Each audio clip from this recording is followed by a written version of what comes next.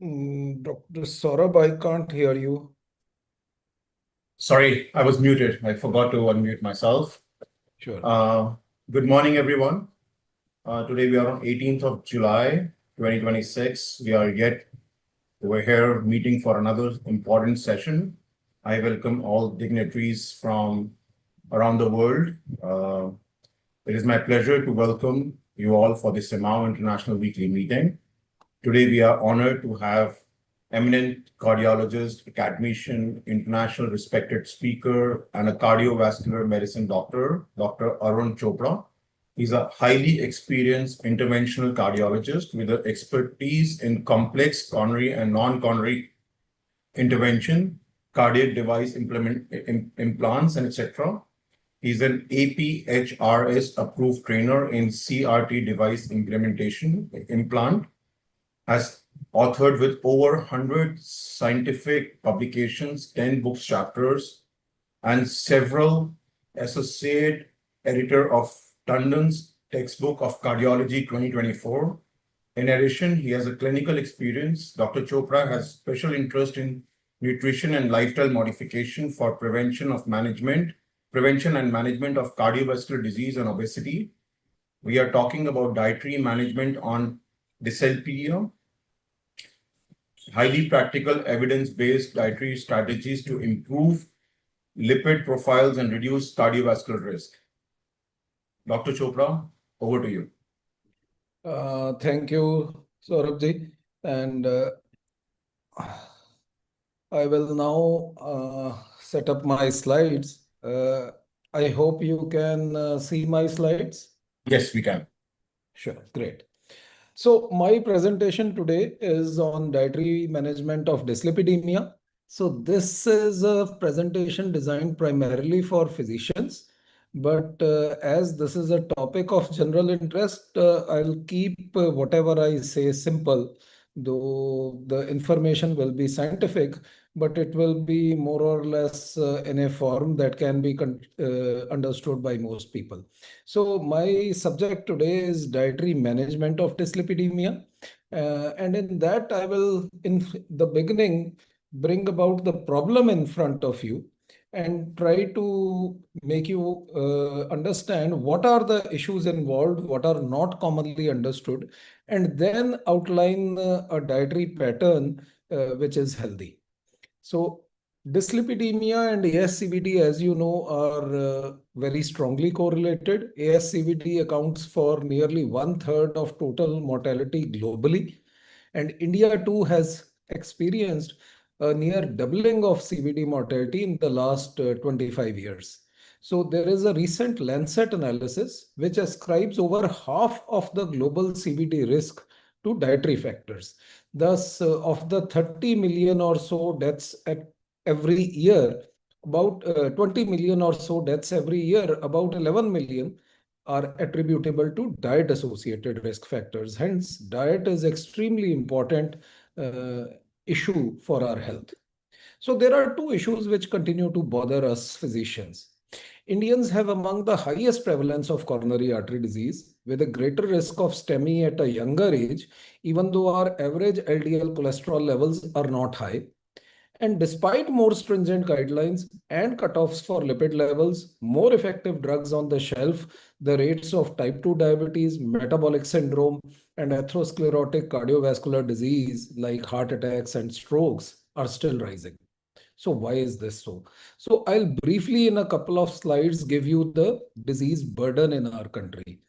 So this is from a recently published review, a 360-degree overview of cardiovascular disease in India, wherein it is concluded that the mean age at the time of the first heart attack is 8 to 10 years younger in the West, in India than in the West at age 53.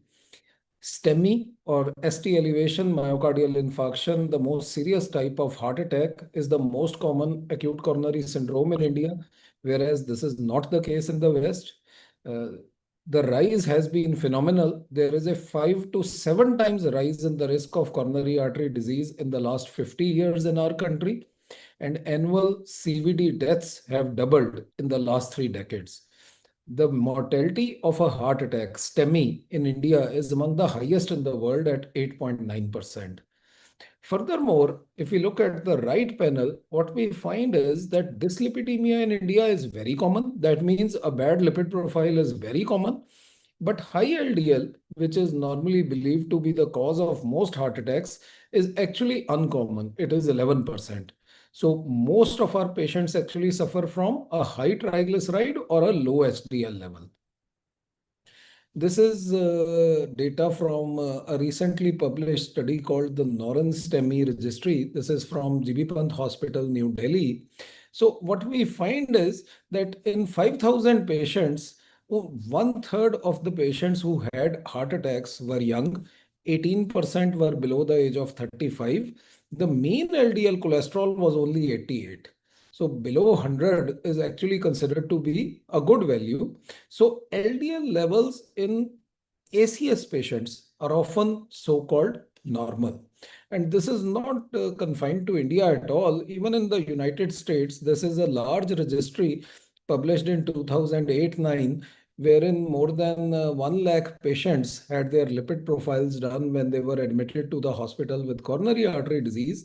And even there, the average LDL cholesterol was only 105, and nearly half the patients had LDL below 100, and 18% had LDL below 70. So this is a common phenomena. Of course, Indians have lower calculated LDL levels than the West. So as you can see, Indians on average, when they present with heart attacks, have a normal looking calculated LDL level. And please remember the word calculated, which we can talk about later. So what are we missing here? So what we have been missing so far is diet and metabolic health. So what we have to understand is that though lipids are foundational in the evolution of atherosclerosis and in the occurrence of heart attacks, they are not the only thing. So what we have found based on scientific evidence is that total macronutrients, carbohydrates, fats, proteins, actually have a neutral effect on all diseases like obesity, diabetes, and cardiovascular diseases. So food choices actually matter more than nutrient ratios. Low fat or low saturated fats have not shown to have any major benefits. In fact, higher fat diets, where fats formed approximately 40% of daily calories, actually have been shown to improve outcomes without raising serum cholesterol levels. Thus, our focus should shift from nutrients to overall dietary patterns for our heart health. And in this regard, the two diets which have been shown to have the maximum beneficial effects are the Mediterranean pattern and the DASH diet, which have the strongest evidence for their benefits. So to begin with, we have to understand what is dyslipidemia and what are the types of dyslipidemia. So there is a general belief in the lack of efficacy of dietary intervention in preventing ASMED. The focus for the last several decades has been on drugs. This is due to a failure in recognizing that there are two types of lipid disorders that differ both in etiology as well as in dietary management. So we have the isolated high LDL cholesterol variety with or without elevated triglycerides, which is what most of our drug therapy and most of our clinical emphasis is based on. But the other is metabolic or atherogenic dyslipidemia. So what we find in population is that isolated very high LDL is actually the minority. Only 1 to 2% of patients have this high LDL. And obviously, this is worsened by high trans fats and high saturated fats in the diet. And restricting these will help in some reduction, but not reaching target levels. And this is the subgroup in which drug therapy like statins and other newer drugs which have come up are extremely important in lowering the risk of cardiovascular disease. On the other hand, the burden of atherogenic risk in the population is due to the so-called atherogenic or metabolic dyslipidemia, which constitutes more than 80 to 90% of the population at risk and is characterized by high triglycerides, low HDL levels, and near normal LDL cholesterol levels, as we just saw in the studies which I presented earlier. So the driver here is actually excess calories in the form of refined processed food, rich in sugar, salt, and fats. And this is where dietary modification can act. So let us look at how atherogenic dyslipidemia develops. So it is basically a key metabolic consequence of caloric surplus. When we consume excessive calories, particularly from refined carbohydrates, this stimulates the liver to produce more VLDL particles, thus more ApoB containing particles, which we know are most strongly atherogenic. So the CETP protein mediates the transfer of cholesterol and triglyceride among various lipoproteins, and it results in the generation of particles of HDL and LDL, which are of some smaller size. And this smaller HDL gets excreted easily through the kidney in urine, thus lowering the HDL cholesterol levels. And the smaller LDL particles actually are more atherogenic. They can more readily infiltrate the endothelium, undergo oxidation, and damage the arterial wall. Plus, since the particles are smaller, the LDL cholesterol levels also remain relatively lower.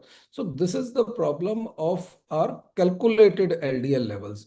As you know, most labs, when they give a lipid profile, they do not directly measure the LDL levels. They calculate the total cholesterol, the HDL. They check the triglycerides and then use the Friedewald's formula to calculate the LDL. The problem is this formula isn't valid in patients whose triglycerides are very high, more than 400 or so, or who have impaired glucose tolerance like diabetes or pre-diabetes or metabolic syndrome. Unfortunately, if we look at our population, nearly half the population is suffering from these disease elements. For instance, high triglycerides or metabolic syndrome or diabetes or pre-diabetes. Thus, half of our patients are actually getting a falsely low calculated level of LDL, whereas the true risk will be given to them by checking the direct estimation of LDL level or ApoB particles. So our calculated LDL cholesterol remains low, but ApoB levels or particle numbers often exceed those suggested by LDL cholesterol measurements. Thus, in metabolic syndrome, type 2 diabetes, and high triglyceride levels, ApoB actually reflects the ASCVD risk better due to this mismatch between the LDL particle count and calculated levels. And as nearly one third to one half of the patients in most countries today have diabetes, pre-diabetes, or metabolic syndrome, our risk prediction is poor. And we miss out on the risk which is incurred due to the VLDL particles and remnant cholesterols. That is why increasingly guidelines are now using non-HDL cholesterol, which is basically total cholesterol minus HDL cholesterol, because it includes remnant cholesterol, VLDL, along with LDL cholesterol levels. So LDL calculated levels are being de-emphasized. Non-HDL cholesterol, or better still, ApoB particles, are being emphasized for risk evaluation. And this is reflected in several studies. I'll just show a couple of studies. This is the Copenhagen General Population Study, which showed that the major risk of MI is contributed to by excess ApoB, confirming the role of VLDL. And similar data we found in the Predimed follow-up study, which was published in JACC in 2020, wherein we found that if we look at the subset where LDL is more than 100, but remnant cholesterol is low, the risk is not high compared to LDL less than 100 and remnant cholesterol less than 30. On the other hand, if we look at LDL less than 100 and remnant more than 30, or LDL more than 100 and remnant more than 30, we find that their risk is nearly twice or more than twice as high as the normal lipid subset, thus reinforcing the fact that remnant cholesterol, VLDL particles, and ultimately ApoB particles are most important in predicting atherosclerosis risk. So what is the implication of these findings for our diet? And so I will briefly summarize dietary studies for you. So we have had total 28 randomized controlled trials till 2019 on diet. 11 of these had significant reduction in cholesterol levels, but none of them showed any mortality benefit. 3 diets gave higher fats, and of these, 2 showed mortality benefits. These are Lamb Diet Heart Study and the DART Fish Trial. Predimed reported 30% reduction in cardiovascular disease with additional extra virgin olive oil and nuts. So these are the 3 studies which actually gave benefits, and all of these had higher fats.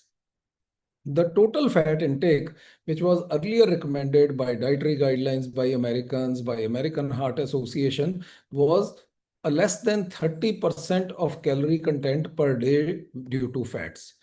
Now we see that this has been turned on its head. In Predimed, 41% of the total calories came from fat. In Leon Diet Heart Study, 40 to 49% came from fat. Saturated fat was also relatively high, being around 9% in both these trials. So this explains the disconnect which has happened between experimental studies and clinical outcomes. But largely what experimental studies have suggested is if we replace saturated fats or carbohydrates with polyunsaturated fats, it has a beneficial effect on health and it brings down the risk of cardiovascular disease. The same relatively less intensity with monounsaturated fatty acids. And if we replace saturated fats with carbohydrates, this results in increasing triglycerides, decreasing HDL and LDL cholesterol levels, and thus the overall effect depends upon the quality of the carbohydrate consumed. If it comes from whole grains, it is beneficial. If it comes from refined starches or sugars, it is not beneficial and actually may be harmful. If it comes from trans fats, it's obviously harmful. But we must understand there is a paradox between diets and drugs because foods are different from drugs, and extrapolating the benefits of lower LDL cholesterol with food does not guarantee the same reduction in cardiovascular disease risk as is achieved with drugs like statins. And we have several failed trials with many lipid lowering drugs which did lower the LDL but did not improve outcomes. Furthermore, benefits which have been observed with foods have never been replicated with nutrients given as drugs. For instance, vitamins and minerals, they are much better when they come with food, and no large trial has ever been shown to give the same benefits when we are given these as drugs or as supplements. So if we now move on to individual foods, we know for the last more than 50 years that there is a serum cholesterol regulation mechanism, and therefore within reasonable limits the amount of cholesterol intake per day has no significant correlation with serum cholesterol levels. So what we find, for instance, is that one large egg has about 188 milligrams of cholesterol. So when an average individual takes this, the amount of cholesterol increase in the serum is only about 2 to 2.5 milligram per deciliter per egg if it is consumed daily. So majority of individuals actually don't have any significant change with the consumption of eggs. A minority, about 1/3, gets an increase in their cholesterol levels, but HDL increases more consistently than LDL, and therefore total cholesterol over HDL ratio and LDL over HDL ratio remain the same. So there is no change with the addition of eggs. Thus, what we find is that LDL cholesterol levels may rise because of the increased size of the LDL particles, which are less likely to promote atherosclerosis. Based on all this data, cholesterol was deemed to no longer be a nutrient of concern in the year 2015 by AHA and Dietary Guidelines of America, and thus the restriction of eggs on eggs was removed about 10 years back. So generally now we believe it to be a good source of not just cholesterol, but also rich in complete high quality proteins and fat soluble vitamins. So there are controversies still, but those controversies are largely based on the fact that all the negative studies which have come with eggs come from America. All other studies from Asia, from Europe, from Australia, from Japan, are all positive for eggs. And the largest population-based study, which came from multiple low and medium income countries in 1.77 lakh subjects, actually found that there is no association of egg intake with lipid levels, major CVD events, or mortality. Thus, the American Heart Association recommends one whole egg a day is acceptable in healthy individuals and two in those who are primarily vegetarians. Next, we come to the saturated fat controversy. So what is the problem with saturated fats? They increase LDL cholesterol levels. However, this effect may be offset by the rise in HDL cholesterol, which maintains the total cholesterol over HDL ratio, a decrease in triglyceride levels, and a negligible impact on ApoB. Furthermore, saturated fats are diverse. They may be present in both nutritious foods and in less healthy foods. So they are present in cheese, curd, or butter, but they are also present in fried fruits, oils, nuts, and meats. They are also present in seafood, which is supposed to be very healthy, thus making evaluating fats based solely on their fatty acid profile an imprecise approach. So if we summarize the data on saturated fats, ASCVD, and mortality, 10 meta-analysis of observational studies were done, which evaluated the association of saturated fat with CVD, and they were all negative. 7 of 10 meta-analysis of randomized controlled trials on saturated fats were negative. 3 were positive, but they only reported some lowering of CVD endpoints, no impact on mortality. Furthermore, all 8 meta-analyses which evaluated the association of foods rich in saturated fats with CVD were negative.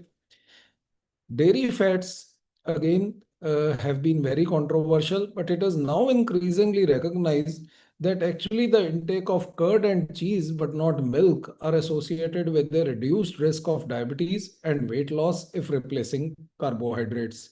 Why? Because fat has a glycemic index of 0. And therefore, when taken with any other meal, will reduce the glycemic index of that meal and thus reduce the risk of diabetes. So there are several meta-analyses which report protective effects of dairy fat and butter on diabetes risk due to this zero glycemic index and no significant association with coronary artery disease, stroke, or total mortality.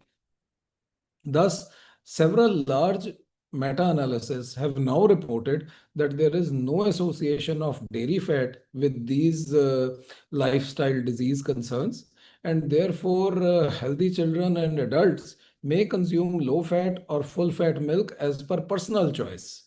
Whereas within reasonable amounts, which would mean about 10 to 14 grams per day, 1 tablespoon per day of dairy fat and butter appear to be metabolically safe with possibly protective effects on diabetes risk, but of course, keeping in mind the total calorie intake per day. Thus, to summarize the data on fats, healthy fat foods like nuts, extra virgin olive oil, and some dairy fats can be better than processed carbs. Replacing refined carbohydrates and unhealthy saturated fats with unsaturated fats is beneficial. And 3 PUFAs are especially useful, and 6 PUFAs may be useful, but there is little evidence to restrict saturated fats below 6% of daily calories, and thus a diet which focuses on healthy fats is recommended. Furthermore, coming to oils, the healthiest oils are those which are high in monounsaturated fats or PUFA with a high N3 to N6 ratio. In India, we surprisingly have a very low average fat consumption. Our calories of coming from fat per day are only 15% compared to 32% in the West. And the predominant oils we use are actually N6 PUFA rich, like sunflower, safflower, rice bran, other proprietary blends. Saturated fats are generally restricted. Yet we still have growing number of patients with obesity, metabolic syndrome, and CVD. So therefore, we have to now look at the current evidence, which largely supports the consumption of extra virgin olive oil as perhaps being the healthiest oil we have today, and canola oil. Possibly all cold pressed oils are healthy. Healthy proprietary blends, which aim for a healthy mix of MUFA, PUFA, can also be useful, though there are no systematic studies on this. But the dietary guidelines for Indians by National Institute of Nutrition recommends a blend of groundnut or sesame or rice bran oil with mustard or canola or soya bean oil with about 20 to 50 grams of visible fat per day, depending upon activity levels. So this could be acceptable since we don't have trials yet, but we should have trials on this. And finally, fried foods should be avoided. Occasional, once a week or less than that, frying may be done in oils with a high smoking point. Though recent data suggests that extra virgin olive oil could be safe even for this, except for very high temperature deep frying. The only issue being the excessive cost, which is why healthy proprietary blends could be the way to go for most normal individuals. Furthermore, trans fats should be completely avoided. And finally, about fat, the emphasis is to be laid on the consumption of healthy fats rather than added oils, as the best outcomes are seen in studies of Mediterranean diets like the PREDIMED study and the Lyon Diet Heart study. And increasing the percentage of fats in daily calorie intake from 30% to maybe closer than 35-40% may actually be healthy. Proteins are, of course, extremely important. Guidelines have been limiting meat and fat intake, and this has led to the replacement of protein intake by carbohydrate intake. In India, we take about 70 to 75% of our calories from carbohydrates, 15% from fats, and only about 10% from proteins. So this is not healthy. A ratio closer to 15 to 25%, at least 15 to 20%, may be healthier because proteins have minimal impact on key risk factors. The sources may vary in healthiness, with foods like nuts and fish being beneficial. Unprocessed and processed meats may be harmful. Thus, importance of food type must be reinforced. And finally, proteins are useful in controlling appetite and in preserving muscle during weight loss efforts. Finally, we come to carbohydrates. Carbohydrates make up over 50% of daily calories in most diets. In India, last year's figures show that it is closer to 70 to 75%. So while carbohydrates are generally neutral on cardiometabolic health, refined carbohydrates are linked to obesity, diabetes, heart disease, and even more so in women, older adults, and inactive people. Wheat and wheat products are again a controversial issue. Wheat has amylopectin A, and the protein gluten is quite allergenic. And what is now found is that despite the fact that current wheat does have some amount of indigestible fibers and proteins, uh, what we find is that in practice, the type of flour which comes to us is highly purified and has mostly carbohydrate and nothing else. So it has no longer got the indigestible fiber or protein or fat. So what we find based on scientific studies is that glycemic response to grains is low if we eat them whole or with minimal processing like quinoa, brown rice, or steel cut oats, as the bran protects the starchy endosperm portion from easy digestion. But the glycemic index is higher if the gram is milled and is highest if the bran and germ are totally removed by processing, as is commonly done, which is why white bread, white rice, etc., and most cereals like cornflakes and highly refined flour actually have a glycemic index which is higher than sugar. So since wheat products are ubiquitous, we can recommend a moderate serving, maybe moderate intake, maybe 2 to 3 servings a day, but not excess. And bread, especially white bread, should be restricted. Coming to coffee and tea, which have also been very controversial, we have some data of J-shaped study, but broadly speaking, what we find is that coffee, when consumed around 2 to 3 cups a day, appears to be healthy, not just for heart disease, but also for liver, also from the brain. And tea is associated with similar benefits, especially when taken around 3-4 cups per day. Thus, the recommendation is to permit the consumption of tea and coffee with some evidence of a benefit of black and green tea in reducing the risk of CVD. So finally, coming to a dietary approach to lipid management, from a community health perspective, it is again important to recognize two important types of lipid disorders which we discussed earlier. The isolated high LDL cholesterol variety and the metabolic atherogenic dyslipidemia variety, which is much more common, as these differ in their etiology as well as dietary management. So isolated LDL cholesterol elevation is less common, responds best to restriction of trans and saturated fats and needs drugs for its management.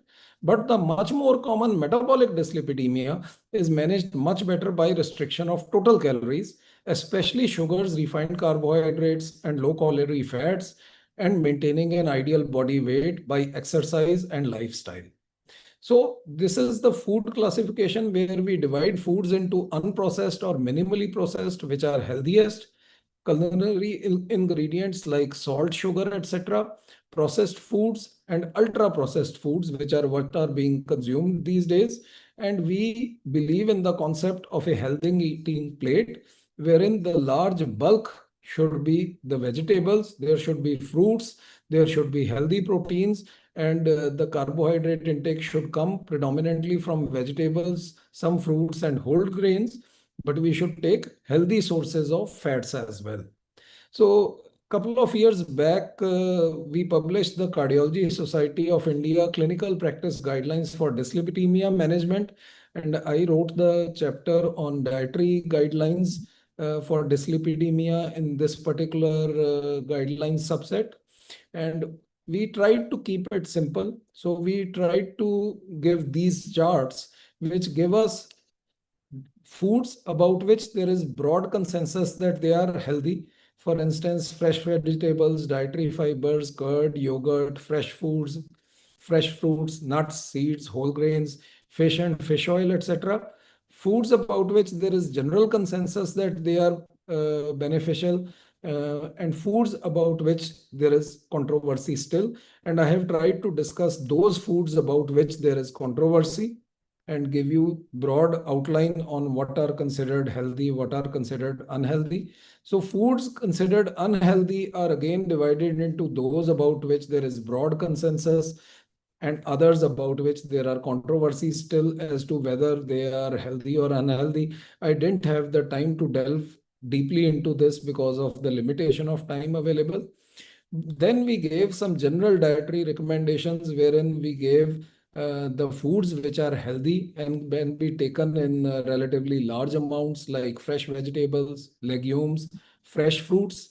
Foods which are healthy can be taken in moderate amounts like nuts and seeds. Whole grains can also be taken, and foods which are high calorie, some of which are healthy and can be taken, but in reasonable amounts. You have to restrict their intake to healthy amounts, but these are fat containing foods and thus they regulate appetite much better than foods which have only carbohydrates. So dairy, fish and seafoods are also healthy and acceptable. We have to see the amount of oils which can be taken, and about 10 gram to 14 gram per day is an acceptable level. Unprocessed meats can be taken. Uh, Unprocessed, I'll take just another 2-3 minutes. Unprocessed meats, about 1 to 3 times a meat. Processed meats, less than 1 time a week. We restrict these items like refined grains, hydrogenated oils, sugar sweetened beverages, sodium, eggs and alcohol. Eggs I talked about. Alcohol again restricted to less than 1 to 2 small drinks in a day, maybe 2-3 times a week in males, one small drink for females. Tea and coffee can be allowed within reasonable limits. There are controversial foods which need further study, and there is lack of sufficient evidence to draw definitive conclusions about several other recommendations. So those can't be discussed. This includes organic foods, grass-fed versus grain-fed, genetically modified versus non-genetically modified foods. Meats continue to be debated. but recent data shows that the data which showed harm is not excellent.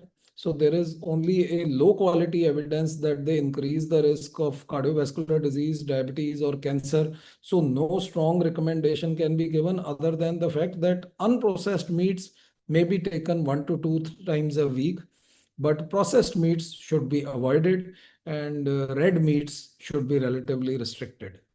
So the dietary guidelines of Americans have come up recently in 2026, and as you can see, they have largely followed the same dietary pattern which I outlined earlier in the CSI guidelines in 24. So what they recommend is eat the right amount for you, prioritize protein foods at every meals. They have increased the goal to 1.2 to 1.6 grams per kg body weight per day. Consume dairy up to 3 servings per day. Maintain gut health by eating vegetables, fruits, fermented foods, and high fiber foods. Eat vegetables and fruits throughout the day. Incorporate healthy fats, mostly unsaturated fats. Saturated fats should be restricted to less than 10%. This is a revision from their earlier 6% guideline for those who are at high risk. Focus on whole grains, 2 to 4 servings per day. Limit highly processed foods, sugar, and refined carbohydrates. Limit alcohol and restrict sodium. So, several questions remain unanswered, and we shall try and find out the answers to these as we go along. But to conclude, carbohydrates, fats, and proteins are not harmful in themselves. The healthiness depends upon the food choices and their preparation. A plant-based omnivorous diet, which is rich in natural foods, low in salt, meat, sugars, and processed foods, is supported by the current data. Balanced diets include fats and carbohydrates without treating them as harmful, reducing the carbohydrate amounts by about 10 to 15%, especially sugars and refined carbohydrates, while adding healthy fats and proteins may be the most beneficial change that one can do. And more local research is needed to determine the best foods and cooking methods for different populations. I'll conclude by saying what Michael Pollan, the respected professor, says about food.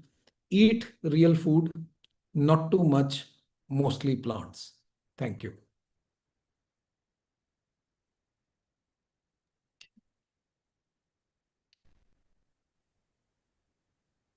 Thank you so much, Dr. Chopra. I think it was an excellent presentation. We will now open the forum for the question answers. Dr. Chong, the chairman, is here. Dr. Chong. Thank you, Dr. Chopra. This is Yeah. a topic really that I talk to my patients almost every day. And I think in today's world, we are what we eat. So, what are your views on refined carbohydrates boosting, triggering insulin, and then visceral fat, and then all the cytokines from visceral fat, and then causing heart attacks, strokes, and cancer? Absolutely. I think that is an area which is very close to my mind. As we talked, our intake, especially in Asian countries, is about 70 to 75% of our calories as carbohydrates, which Yeah. has been shown to be very unhealthy. So they not only increase triglycerides, they increase the secretion of VLDL, thus increasing the ApoB particle number, making the LDL small, dense, and much more atherogenic. And this is responsible not just for metabolic syndrome, obesity, but also cardiovascular disease and cancers. And definitely our focus should be on getting carbohydrates down to about 50% or so of our total calorie content. Maybe a healthy amount is 45 to 50% as outlined in the Lancet study. Maybe going even a bit lower could be okay. For instance, if we look at the Mediterranean diet patterns where the average calories from fat are about 40% and the average calories coming from proteins are about 20%, carbohydrates probably would come in at around 40%. So I think that would be a more reasonable distribution. The problem is this issue is so controversial and there are so many guidelines that there is not enough data sometimes to back up what one is saying. And because of the prevailing regulatory environment, you have to be very careful in how you convey things to a patient. So you have to probably give them some data as hard data. Other things we can say based on scientific evidence, based on this is hypothetical. We don't Mm. have hard data to support this, but it seems highly logical that what I am recommending to you may be the right way to go. But please read it up and find out on your own, because these things have become very controversial these days. So that Yeah. is why one is a bit conservative in what one says, though one is more convinced about whatever you are saying. I agree with you. Yeah, the Mediterranean diet data was very impressive. I remember reading it was very impressive. The one with the extra virgin olive oil and the small helping of nuts, 30 grams a day. I was Right. quite impressed with that trial. It was an amazing trial. Absolutely. So basically, the emphasis is on increasing the intake of healthy fats. People have confused the fact that lipids means fats. So Yeah, they believe that fats in the diet means fats in the heart vessels. So that is yeah. not true. And this is something which we have to reinforce. Probably we have to change the terminology. But dietary fats have got confused with fat in the blood. Unfortunately, if we look at the fat in the body and the fat in the blood, what we find is that most of the saturated fat in the body does not come from fat intake, because Yeah. that fat is actually burned as calories to fuel our activity. The most of the fat which comes in our body is stearic acid, and it actually comes from carbohydrates by Yes. direct lipogenesis of fat in the liver. So when we don't take fats, our body manufactures fats. Similarly, when we don't take cholesterol in the diet, 99% of the cells in the body manufacture cholesterol. And Mm. so they take care of the cholesterol. But if we suppress it with the drugs, obviously it may or may not have certain side effects. So we'll not go into that at the moment. But broadly speaking, our body is a homeostatic organ, is a state of homeostasis. So there are, cutoffs everywhere. So there is a balance between manufacture, diet intake, and excretion. So broadly speaking, if we don't disturb it too much, it remains healthy. But we disturb it too much by our current dietary patterns and absolute lack of exercise. Sorry, Dr. Chopra, I'm gonna monopolize you for a little while more. Okay, uh, sure.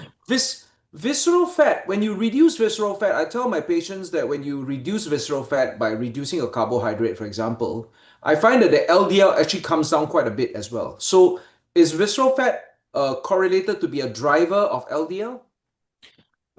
Visceral fat, I don't think is an absolute driver for LDL, but what happens is all this is correlated. Visceral fat, it is now getting hypothesized that visceral fat presses down on the pancreas and reduces the secretion of insulin. I see. So So there is the data now. physical. Ah. So there is data now to suggest, you must have seen that recently there are trials showing that if you reduce your body fat percent, if you reduce your body weight by 15%, diabetes can be reversed in 80% of the cases. So why does that happen? That happens because when the visceral fat goes away, evidently the pancreatic secretion of insulin improves. So not only Oh. is there an improvement in insulin sensitivity with weight loss, there is actually an improvement in insulin supply as well. And that is why the recent studies have largely been on SGLT2 inhibitors and GLP-1 receptor agonists. So if we look Ah. at SGLT2 inhibitors, they are also extremely useful, not just in reducing visceral fat, but they have been shown to reduce epicardial fat as well. So this will lead to reduction in the amount of cytokines that are available, and that plays a havoc with our system and possibly is associated with the lot of acute coronary syndromes which we are seeing in Asia and in India, especially at a younger age. We have an average younger age of about 9 years compared to the Western world on the Mm. time of first heart attack and on the occurrence of heart failure. And this seems to be partly genetic. Indians have a lower secretion of insulin genetically. So there was a large study by CUPS study, wherein they concluded that the two Indians, the Pima Indians, are more insulin resistant, and Yeah. the Indian Indians are actually more insulin deficient. But this may be because we have a higher level of visceral fat and abdominal fat at every body weight and at every BMI compared to the Western world. So the Caucasians have lesser visceral fat at any body weight than we do. And that's why we are more insulin resistant. Unfortunately, this is also borne out in Singapore's data where we have the three races. We have the Chinese, the Malay, and the Indian. And our Indian are 7% of the population, but 15% of all heart attacks, unfortunately. Dr. Dawadi has a question. Yes, please. Dr. Dawadi?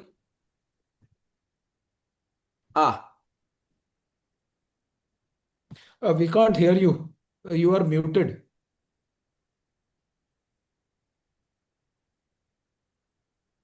Can you unmute yourself?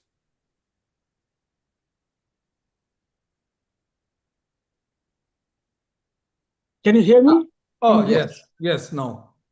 Yeah, thank you, Dr. Arun. Excellent presentation, and every patient they are concerned with the food. Before Right. telling their problem, they start, doctor, what to eat and what not to eat. So basically, the rural area of Nepal, UP, Bihar, they have fixed kind of diet. They don't have a processed or unprocessed, saturated, unsaturated. They don't have an option. So they come to us and ask, doctor, what to eat? So they say, we do have chicken. So shall I eat egg? How much egg? And shall I remove the yolk or shall I eat the yellow part or not? And Right. they use mustard oil. They don't have a extra virgin oil, olive oil, and Sure. we can't tell them to buy Sure. and take that Sure. one. Cost is a big issue. See, if Yeah, that is if people will ask you what they should eat, and the thing yeah. we start with are fresh vegetables and fruits. They are the healthiest, followed by legumes, dals, for instance, if you have them. Then salads of every sort. All these are healthy, and they can be had in nearly unrestricted amounts. After that comes nuts, seeds, eggs. Eggs are healthy. If you can have them, you can have one whole egg a day if you have non-vegetarian food, up to two whole eggs a day if you are otherwise predominantly vegetarian.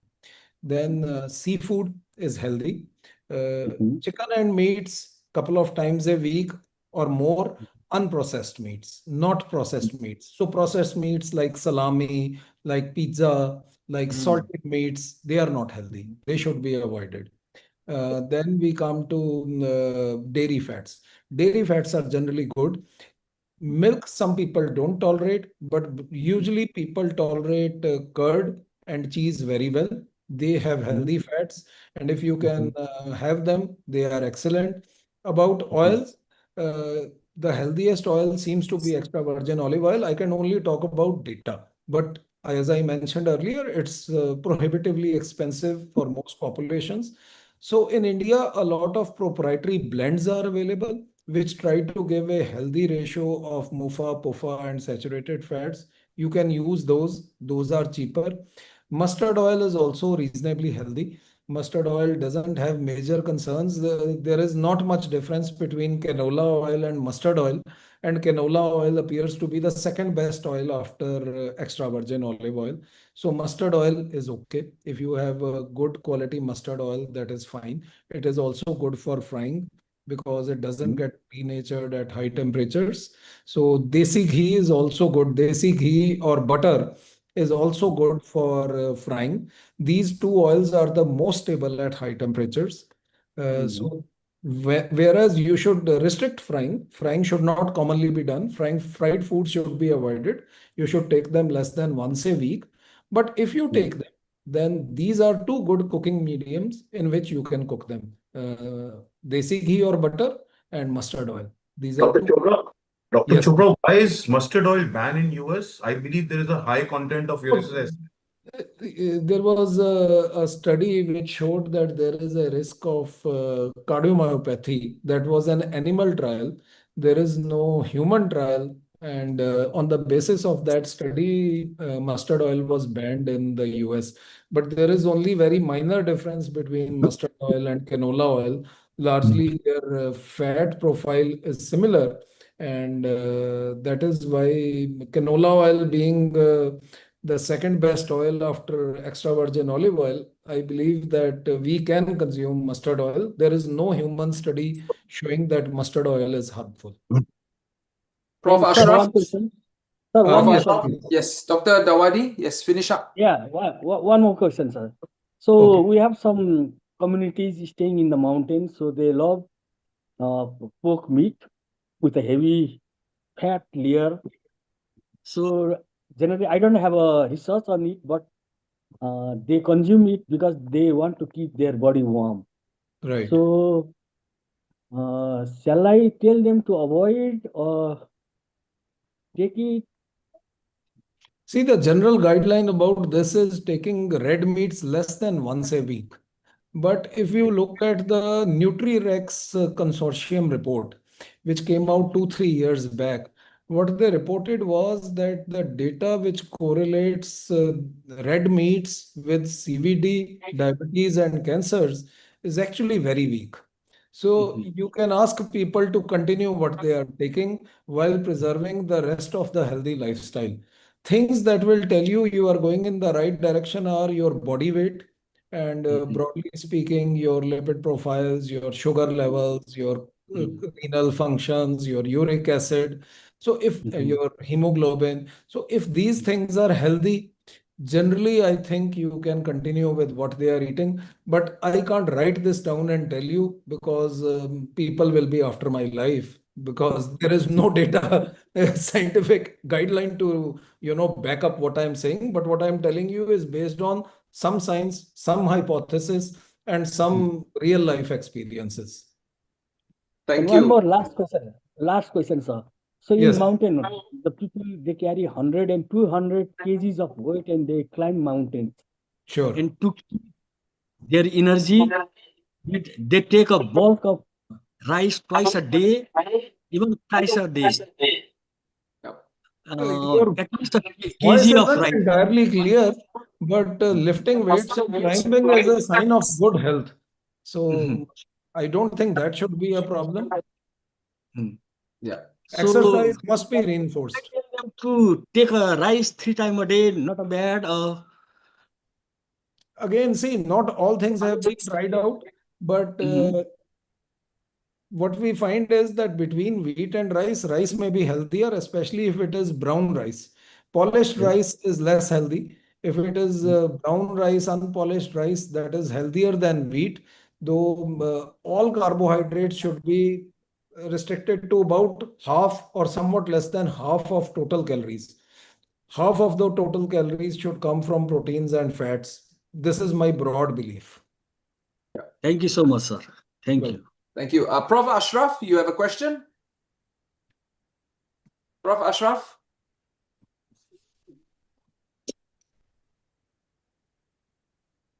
What happened to Prof. Ashraf? If not, then Dr. Yeah, Pukari? Oh, Prof. Ashraf, yes. You have a question, Prof? I have a simple question. I was expecting that Dr. Chopra will be talking about something about. Yeah,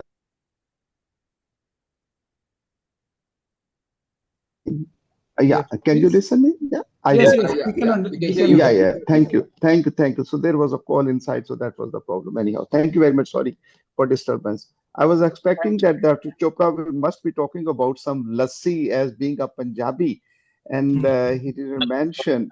Indeed, Yes, please. food is very much important. But one thing for the Yes. obesity, for the cardiac issue, and the diabetes, one thing very important for us, particularly about our countries, that is the socio-economic impact on heart Yes. attack what we have.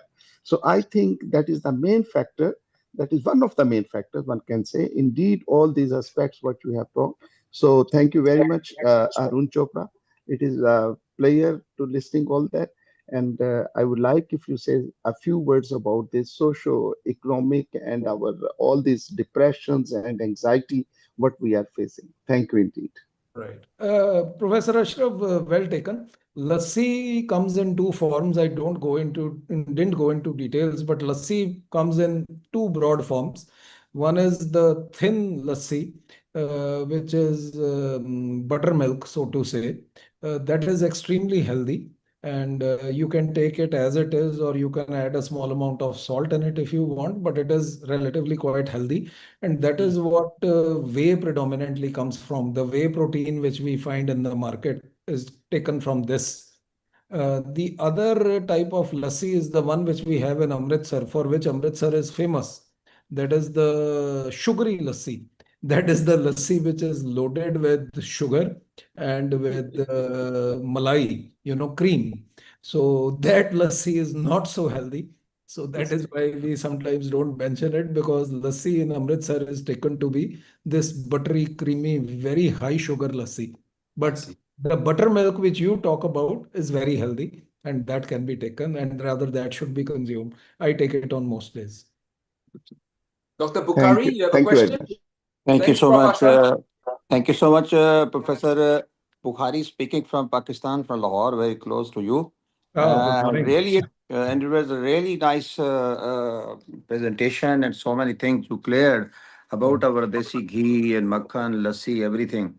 But I think one of my question, another my suggestion is that along with the nutrition I am a pathologist basically, what you have told, because these are correlations I do in pathology. But Right. according to the data, that no doubt the nutrition is very important, but the lifestyle is very, very important. If we have not changed our lifestyle, if Agreed. so many things we can do, reduce the fat, sugar, other things. And if our exercise, like our sleeping pattern, like our uh, time of food, and like duration of the food is very important. So if we want to reduce these all issues, so we have to advise our patients and other things that you should adopt the lifestyle, to change the lifestyle. As a Pakistani, daily, when I was a child, I used to see my father get up early in the morning and used to go in the field and something else. So he was 95 year old. And the second thing is that it is not my question, that the suggestion is the intermittent fasting is very, very important, not only reducing the coronary heart disease, but also the fat and the obesity. Thank you so much once again. Thank you so much, Sorab, and thank you so much for giving me the time. Dr. Bukhari, thanks a lot for your comments. And lifestyle is extremely important. My topic today was diet, so I confined it to diet, but exercise is extremely important in good health. And I myself do it regularly, and I recommend it to all my patients, and no doubts about that. So, the other thing which you were saying was Intermittent fasting. yes, intermittent fasting. That is a bit controversial. That's why I didn't mention it. I myself believe that it is healthy. There are a lot of studies now coming up, it's healthy, but there is an analysis last year which reported that there is some increase in mortality with intermittent fasting. That's why I didn't mention it. But if you think what I think, like I told you, I can't write it down on a piece of paper and stamp it, but this is my view that intermittent fasting is generally healthy and is useful if you wish to restrict your calories, because you are restricting the time in which you are eating, and further you are improving your insulin sensitivity. Since you are not taking food for maybe 12 to 14 hours a day or more, you are improving your insulin sensitivity. You are reducing the net amount of insulin in your body. This will reduce the risk of not just diabetes, but other metabolic diseases as well. Exercise also improves insulin sensitivity and is extremely useful in combination with intermittent fasting. but I didn't go into the complexities. For that, you need much more time. You need a whole day to discuss all these issues. And if you want a discussion on intermittent fasting or on Thank you types so of much. diet, we can have that. But Thank you it's so much. not the Invite time you for only that. for that topic. I think that's a good topic for the next time. We will invite you Yes, for that. yes, you can invite me for that, but today I have to Yeah, move. I have absolutely. work waiting for me in the hospital, so Yeah. I have to So, move. Dr. Missed Monica, would it. you like to say something? So, Yes. Dr. Chopra, thank you again for a fantastic presentation. If I could sum it up in one sentence that you said, just to sum up what a take-home point is, fat has a zero glycemic index. I think I'd like to end with that. So thank you very much for your time. I really appreciate what you shared with us today. I think the last message should be the message by Professor Michael Pollan. Eat real food. Yes. Absolutely. Thank you, Not too Dr. much. Chopra. Thank you, Not too and much. most welcome for a great talk. I enjoyed it very much. It's something up my alley too. I really enjoyed today's talk, and you can see from the response from our audience. Thank you very much, and we look forward to seeing you for the intermittent fasting talk. Okay, great. Thanks. Bye. Thank you. Bye. So Thanks. I Thank thank you you very for joining in over here. This was a very, very important and a very good discussion. We welcome Dr. Chopra over here for another topic. Our team will contact you, sir. But over for this topic, I think we would like to end our session. Thank you everyone for joining in. Thank you. Thank you. Thank you so much. Thank you so much. Thank you.